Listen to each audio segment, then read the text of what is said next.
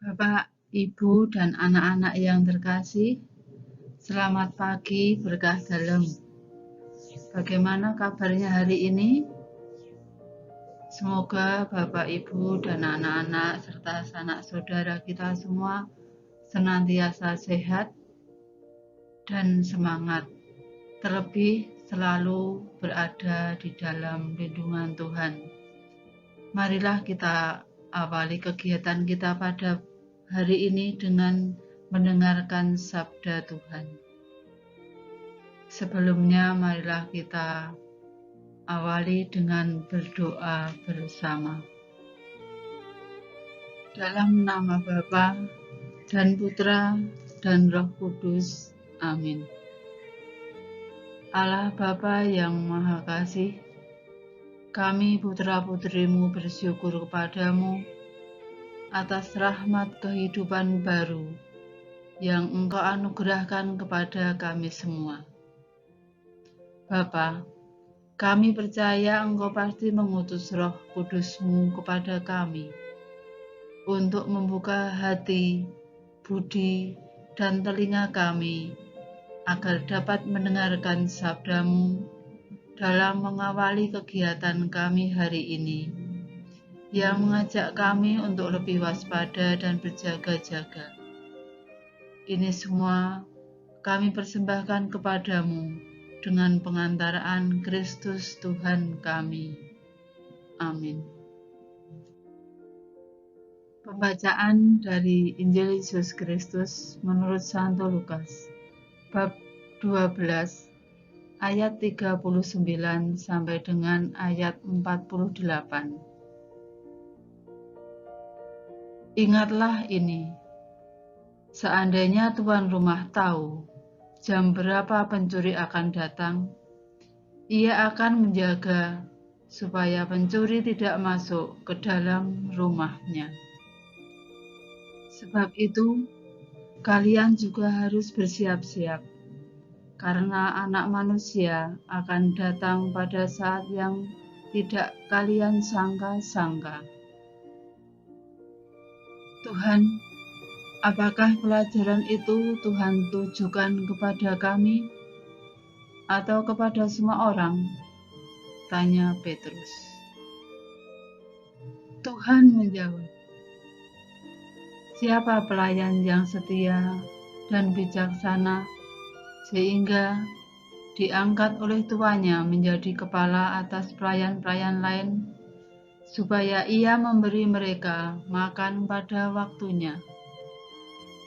Alangkah bahagianya pelayan itu apabila tuannya kembali dan mendapati dia sedang melakukan tugasnya. Percayalah, tuan itu akan mempercayakan segala hartanya kepada pelayan itu. Tetapi kalau pelayan itu berkata dalam hatinya, tuan saya masih lama baru kembali, lalu ia memukul semua pelayan dan makan minum sampai mabuk, maka tuannya akan kembali pada hari dan jam yang tidak disangka-sangka, dan pelayan itu akan dihajar habis-habisan oleh tuannya, serta dijadikan senasib dengan orang-orang yang tidak taat kepada Allah. Pelayan yang tahu kemauan tuannya, tetapi tidak bersiap-siap dan tidak melakukan kehendak tuannya itu, akan dicambuk dengan keras. Tetapi pelayan yang tidak tahu kemauan tuannya, kemudian melakukan sesuatu yang salah, sehingga harus dicambuk, akan dicambuk dengan ringan saja.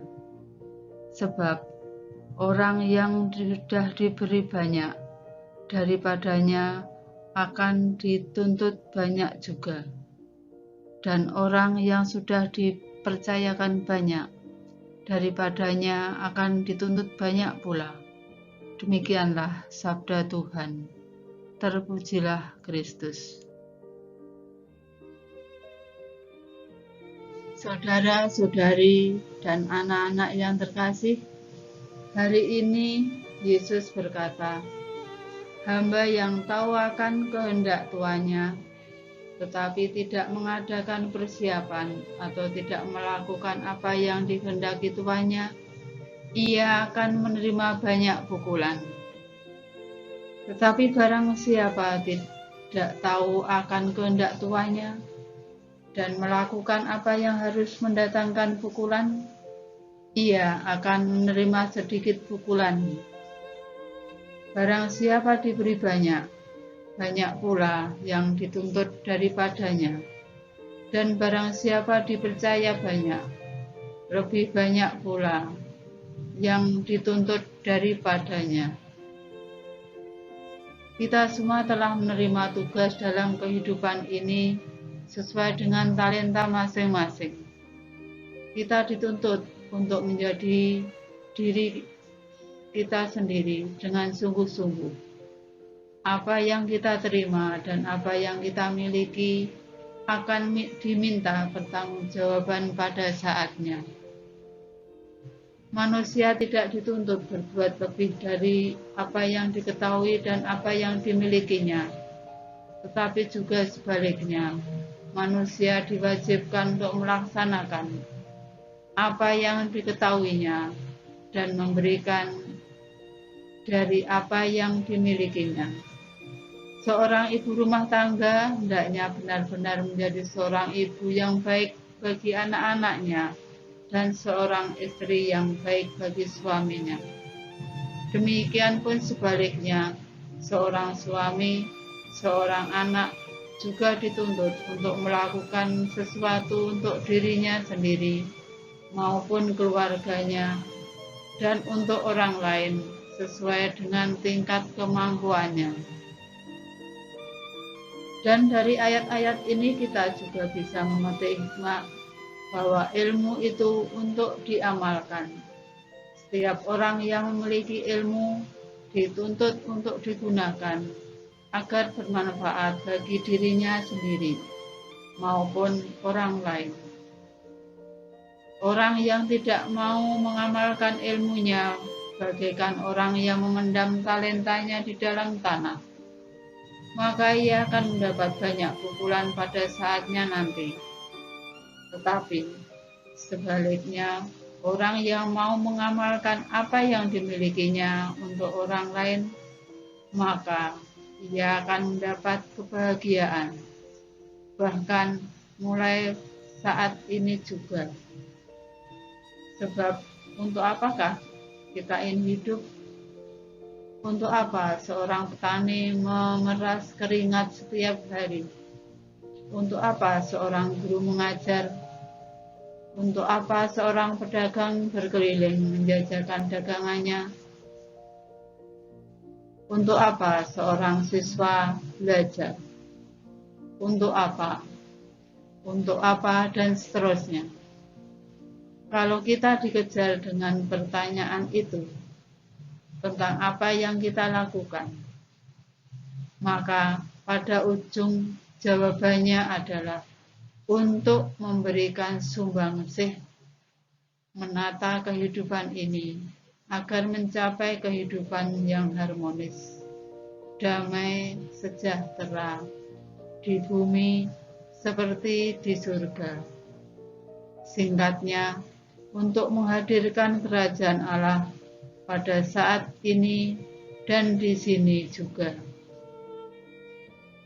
Itulah yang dituntut dari diri kita masing-masing, turut menghadirkan kerajaan Allah dengan kemampuan yang kita miliki. Maka omong kosong jika orang ingin mengejar surga, tetapi dia menghancurkan kehidupan yang ada pada saat ini.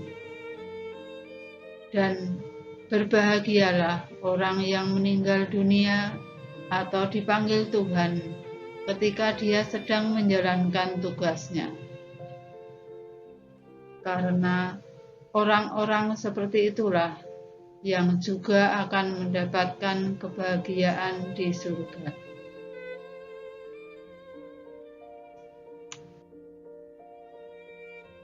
Marilah berdoa.